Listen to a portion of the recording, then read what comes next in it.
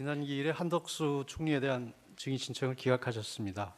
그런데 한덕수 총리는 국정의 2인자로서 비상계엄 선포를 위한 국무회의 당시 상황, 그리고 줄탄핵으로 인한 국정마비, 주요 예산 삭감, 정부 조정책 추진 법률의 발목 잡기, 위헌 입법과 국익침해 입법, 방탄 셀프 입법, 야당 대표에 대한 수사검사 및 감사원장 탄핵과 야당 대표 재판 판사에 대한 탄핵 협박과 좌표 찍기, 줄탄핵으로 인한 헌법재판소 업무 폭주와 헌법재판소 구성 방해 등 행정 및 사법 기능의 수행이 현저히 곤란한 경우를 초래한 상황 등 이번 비상계엄의 원인에 대해 누구보다 잘 알고 있습니다.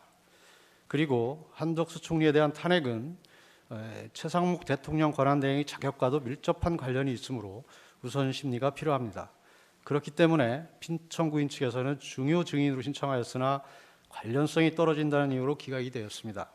구체적 설명이 없기 때문에 어떻게 관련성이 떨어진다는 것인지 저희는 알 수는 없습니다. 그리고 투표인 명부와 실제 투표자 수 일치 여부 검증은 부정선거를 둘러싼 각종 의혹을 해소할 수 있는 가장 효과적인 방법임에도 이유 없다는 이유로 기각되었습니다. 그 이유도 잘 모르겠습니다.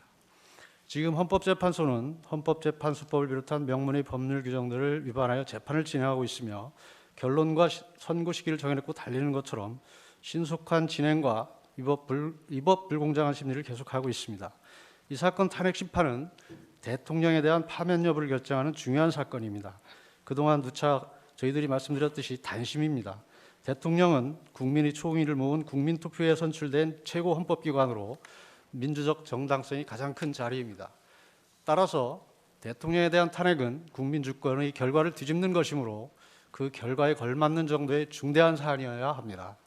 빠른 결정보다는 신속하고도 공정한 심리, 정확하고도 정치적 중립성을 견지한 심리가 무엇보다도 중요하며 그 결정에 대해 국민들이 신뢰할 수 있어야만 헌법재판소의 존재의 의의가 있다 할 것입니다. 그런데도 지금과 같은 심리가 계속된다면 대리인단은 중대한 결심을 할 수밖에 없다는 점을 말씀드립니다. 존경하는 재판장님, 그리고 재판관님들, 헌법재판소는 최고의 헌법수호기관이자 법의 지배를 위한 법치의 최후의 보루입니다. 부디 현명한 결정을 해주실 것을 간절히 호소드립니다. 예, 논의해 보겠습니다.